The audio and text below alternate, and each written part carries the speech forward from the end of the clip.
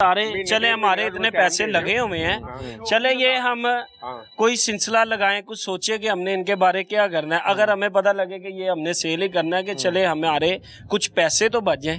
अगर ये हमने उतार दिए हैं, अब इसे हम फौरन सेल करेंगे तो हमें कोई इनकी जो सी असल मालियत है ना, ये स्क्रैप के भाव स्क्रैप के भाव में चले जाने हैं। ये अब देखे ना, बंद कर था ना, तो आपका हक बनता था कि आप ऑफिस आए हमारे ऑफिसर से मिले, उनसे रिटर्न में टाइम लें कि हमें 10 दिन का चाहिए, हमारा पिंजरा बड़ा है, हमें 20 दिन चाहिए, हमें महीना चाहिए। ये देखें आसा आसा सर आप आए हैं तो ठीक है, पहले भी आए हैं आप देखिए, आसा आसा हमने ये खत्म कर रहे हैं आपके सामने, यानी ये नीचे से भी कबूतर खत्म कर दिया, आप ऊपर भी गए हैं, एक आधे खूटे में कबूतर है, बाकी सारे खत्म कर दिए हैं, आपने सारा देखा आपको है। ये जो एक मतलब कि पिंजरा रह गया, इसको खाली करने में कितना टाइम लगेगा? ये कल कर देंगे, कबूतर निकालने का तो कोई टाइम नहीं लगना, वो तो अब अभी हम निकाल के ले जाएंगे, उसका कोई मसला नहीं। लेकिन ये जो सा ये बकाया है, इसके लिए हमें कारीगर की जरूरत है कि वो एक तरीके से उतारे हमारी चीजें। जैसे ये देखें, अब ये तोड़ फोड़ के नहीं उतारी, तरीके से उतारी है कि चले हमारे इतने पैसे लगे हुए हैं, हम इनको कल को सेल भी करते हैं उतार के, तो हमें इसकी असल कीमत मेरा ख्याल है कि 30 तारीख तक तो इन्होंने अपने बर्ड यहाँ से मूव करने हैं, पिंजरे ये मेरा ख्याल है रिमूव कर सकते हैं। नहीं, जब शुरू कर लेंगे तो हम इनको टाइम दे रहे हैं, 2-3 दिन 4 दिन, ज्यादा ऊपर नीचे हो भी जाते हैं, कम से कम 1 माह 1.5 माह का टाइम दे। लेकिन अगर आप इसी उम्मीद पे बैठे रहेंगे ना, कल को शायद जान छूट जाएगी हमारे, तो वो मेरा ख्याल है कि अब रियासत ने फैसला कर लिया है। देखें ठीक है, पे हम जा ही नहीं सकते, इसके बड़े वसाइल हैं, इधर पैसे लगते हैं, हमारे इतने वसाइल नहीं है कि हम नई छत बनाए, नई जगह पे जाएं, उधर नहीं, ये बड़े पैसों का काम है, ये करोड़ों रुपए का काम है। तो ये अब यहाँ पे तो नहीं आपको करने देंगे, ये अगर ना करने दे तो इनकी मर्जी है, वैसे हमारा शौक कोई इस तरह का बुरा शौक नहीं है। ये बात कर रहे हैं बार बार कि ये कभी टकराया नहीं है या कभी अगर नहीं टकराया तो वो शुक्र है अल्लाह ताला का, लेकिन ये एक पोटेंशियल हैजर्ड तो है ना कि ये किसी भी वक्त टकरा सकते हैं। हम एज अ गवर्नमेंट इसको सेफ्टी मेजर्स हैं वो मफरूजात पे ही बनाए जाते हैं, हम इसको स्पेयर तो नहीं कर सकते कि कल परसों अल्लाह ना करे ये ना टकराए, तो ये पोटेंशियल हैजर्ड है हमारे लिए कि ये, क्योंकि 500 फीट से 10,000 फीट तक इसकी प्रवाज होती है कबूतर की, तो यही जो हाइट है उस पे लैंडिंग ऑफ टेकिंग ऑफ की भी हाइट होती है, बिल्कुल ऐसी है। तो उसके दौरान जो है वो कॉकपिट या वो विंड शील्ड से वो टकरा सकता है, काफी अल्लाह ना करे काफी नुकसान हो सकता है, इंजन का नुकसान हो सकता है, हंगामी लैंडिंग करनी पड़ जाती है। ये बातें आप जैसे मर्जी कर लें, ये तो फिर हमारा शौक बिल्कुल खत्म करने वाली बात ही है ना।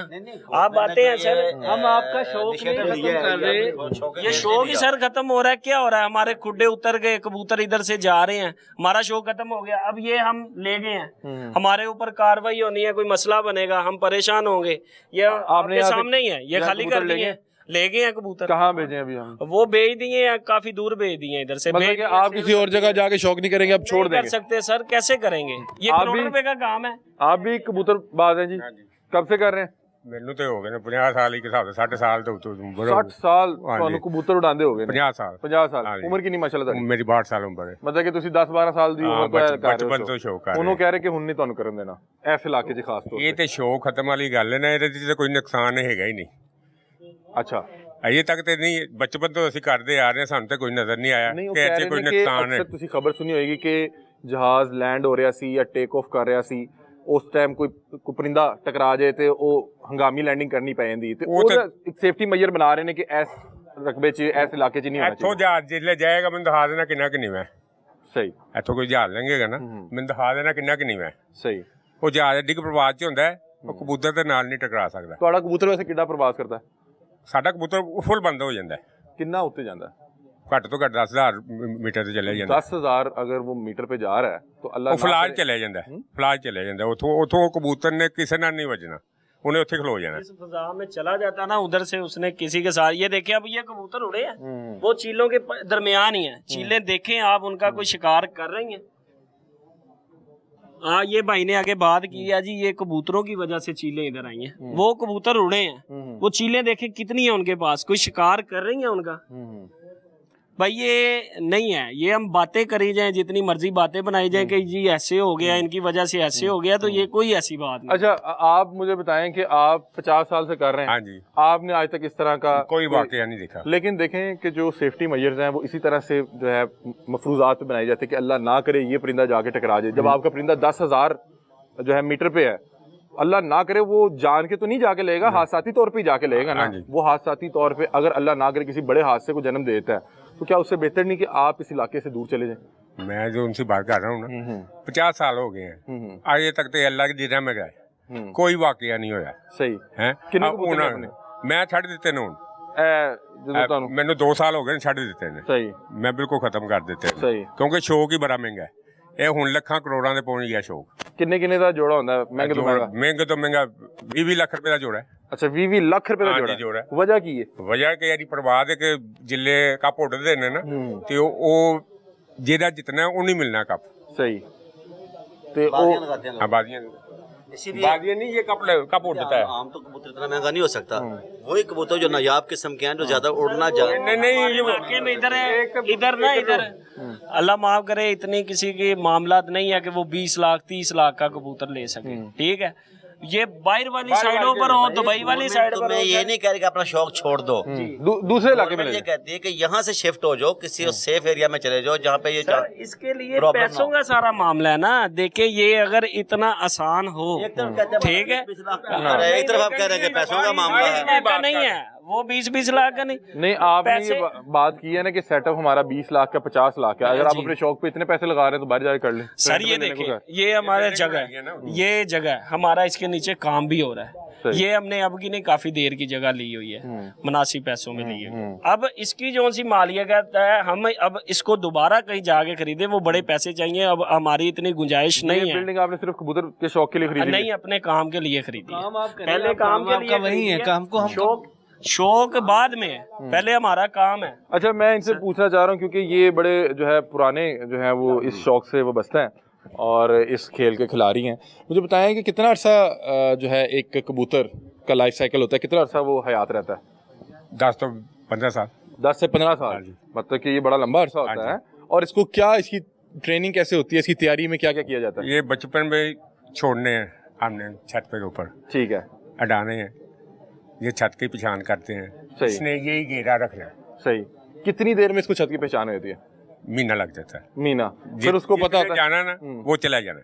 ठीक है, और जिसने 1 महीने में रुक जाना फिर उसको पता लग जाना कि ये मेरा घर है। ठीक है, उसके बाद इसको किस तरह से जो है बाजी के लिए तैयार किया जाता है, क्या क्या खिलाया जाता है? मतलब इतना सा परिंदा 12 घंटे कैसे फ्लाई करता रहता है? ਇਹ ਬਾਈ ਪਰਮਿੰਦੇ ਦੀ ਇੱਕ ਹੈਗੀ ਇੱਕ ਪਰਿੰਦਾ ਹੈਗਾ 2 ਸਾਲ ਦਾ, ਇਹ 5000 ਦਾ ਹੈ, ਇਹ 10000 ਦਾ, ਇਹਨਾਂ ਦੀ ਨਸਲਾਂ ਹੈਗੀਆਂ। ਹੁਣ ਬਾਹਰ ਦੇ ਮੁਲਕ ਦੇ ਵਿੱਚ ਖਰਬਾਂ 'ਚ ਖਰਬਾਂ 'ਚ ਵਿਕਿਆ ਕਬੂਤਰ, ਇੱਕ ਕਬੂਤਰ ਜਿਹੜਾ ਬਾਜ਼ੀ ਵਾਲਾ। ਤੁਸੀਂ ਇਹ ਮੀਡੀਆ ਖੋਲ ਕੇ ਵੇਖੋ ਨਾ, ਤੁਹਾਨੂੰ ਦੱਸਣਗੇ ਕਿੰਨੇ ਦਾ ਮਹਿੰਗੇ ਤੋਂ ਮਹਿੰਗਾ ਵਿਕਿਆ। ਮਹਿੰਗੇ ਤੋਂ ਮਹਿੰਗਾ ਬਹੁਤ ਮਹਿੰਗਾ ਵਿਕਿਆ ਉੱਥੇ। ਫਿਰ ਵੀ ਕੋਈ ਐਵੇਂ ਮੇਰੇ ਘੱਟ ਤੋਂ ਘੱਟ 50 ਲੱਖ ਤੋਂ ਉੱਤੇ ਵਿਖਿਆ ਰੋਡ ਦੇ ਉੱਤੇ। ਤੁਸੀਂ ਅਰਬ ਖਰਬ ਤੇ ਸੀ ਨਾ। ਮੈਂ ਇੱਕ ਗੱਲ ਕਰਨਾ ਪਿਆ ਵਾਂ ਕਿ ਇੰਨੇ ਮਹਿੰਗੇ ਕਬੂਤਰ ਨੇ ਉੱਥੇ। ਸਹੀ, ਬਾਹਰ ਦੇ ਇਲਾਕਿਆਂ 'ਚ। ਨਹੀਂ, ਮੈਂ ਪੁੱਛ ਰਿਹਾ ਕਿ ਜਦੋਂ ਉਹਨੂੰ ਬਾਜ਼ੀ ਅਸੀਂ ਤਿਆਰ ਕਰਦੇ ਹੋ, ਉਹਨੂੰ ਕੀ ਟ੍ਰੇਨਿੰਗ ਕਰਦੇ ਹੋ, ਉਹਨੂੰ ਕੀ ਖਵਾਉਂਦੇ ਹੋ? ਉਹਨੂੰ ਬਦਾਮ ਹੀ ਖਵਾਉਂਦੇ, ਹੋਰ ਉਹਨੂੰ ਕੁਝ ਨਹੀਂ ਖਵਾਉਣਾ। ਘੋਟ ਕੇ ਨਾ ਬਦਾਮ ਦੀਆਂ ਗੋਲੀਆਂ ਦੇਣੀਆਂ। और दूध शूध भी दिया जाता है? नहीं, दूध कोई नहीं देना, सिर्फ ਉਹਦੀ ਖੁਰਾਕ ਦੇਣੀ ਹੈ ਕਿ ਕਮਜ਼ੋਰ ਨਾ ਹੋਵੇ। ਸਹੀ, ਉਹਨੂੰ ਫਿੱਟ ਰੱਖਣਾ ਹੈ। ਸਹੀ, ਤੇ ਫਿਰ ਉਹ ਕਿੰਨੀ ਦੇਰ ਤੱਕ ਉੜਦਾ ਰਹਿੰਦਾ? 10 ਤੋਂ 12 ਘੰਟੇ ਵੀ, 8 ਘੰਟੇ ਵੀ, 3 ਘੰਟੇ ਵੀ। ਉਹਨੂੰ ਕਿਵੇਂ ਪਤਾ ਲੱਗਦਾ ਕਿ ਅੱਜ ਬਾਜ਼ੀ ਹੈ, ਅੱਜ ਬਹਿਣਾ ਨਹੀਂ? ਇਹ ਉਹਦੀ ਸੇਵਾ ਕੀਤੀ ਜਾਂਦੀ ਹੈ ਨਾ, ਉਹਨੂੰ ਪਤਾ ਲੱਗ ਜਾਂਦਾ ਮੈਂ ਹਫਤੇ ਆ ਹੁਣ ਉੱਡਣਾ। ਸਹੀ, ਉਹਦੀ ਇੱਕ ਸੇਵਾ ਕੀਤੀ ਜਾਂਦੀ ਹੈ ਨਾ ਕਿ ਮੈਂ ਉਹਨੂੰ ਪ੍ਰਵਾਜ਼ ਦੇਣੀ ਹੈ ਇਹਨਾਂ ਨੂੰ।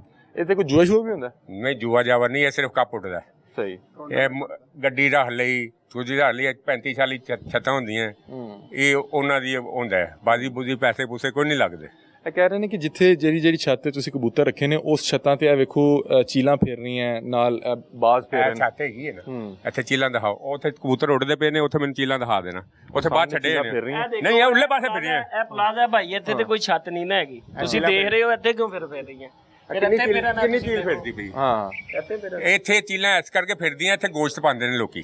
ਅੱਛਾ, ਛੱਤਾਂ ਤੇ ਗੋਸ਼ਤ ਪਾਉਂਦੇ ਨੇ, ਇਹ ਉਸ ਵਜ੍ਹਾ ਤੋਂ ਚੀਲਾਂ ਇੱਥੇ ਆਉਂਦੀਆਂ। ਹਰ ਬੰਦੇ ਨੇ ਰੱਖਿਆ ਹੈ ਕਿ ਅਸੀਂ ਹਫ਼ਤੇ ਬਾਅਦ ਇੱਥੇ ਗੋਸ਼ਤ ਪਾਉਣਾ ਹੈ। ਇਹ ਇਲਾਕੇ ਦੇ ਵਿੱਚ ਮੈਂ 500 ਘਰ ਜਿਹੜਾ ਗੋਸ਼ਤ ਪਾਉਂਦਾ, ਉਹ ਚੀਲਾਂ ਆਉਣੀਆਂ। ਸਹੀ, ਤੇ ਤੁਹਾਨੂੰ ਇਹ ਲੱਗ ਰਿਹਾ ਕਿ ਇਹ ਜਿਹੜਾ ਤੁਹਾਡਾ ਇਹ ਸ਼ੌਕ ਛੁਡਾਇਆ ਜਾ ਰਿਹਾ, ਇਹ ਠੀਕ ਨਹੀਂ? ਨਹੀਂ ਠੀਕ ਹੈਗਾ। ਇਹ ਹੱਦ ਤੱਕ ਸਾਡੇ ਬੱਚੇ ਇੱਕ ਹਿਸਾਬ ਦੇ ਘਰ ਤੱਕ ਰਹਿੰਦੇ ਨੇ, ਇਹ ਸ਼ੌਕ ਮੁੱਕ ਜਾਏਗਾ, ਬੱਚੇ ਬਾਹਰ ਨਿਕਲ ਜਾਣਗੇ, ਵਾਰ ਗੱਦੀਆਂ ਦੇ ਚੱਕਰ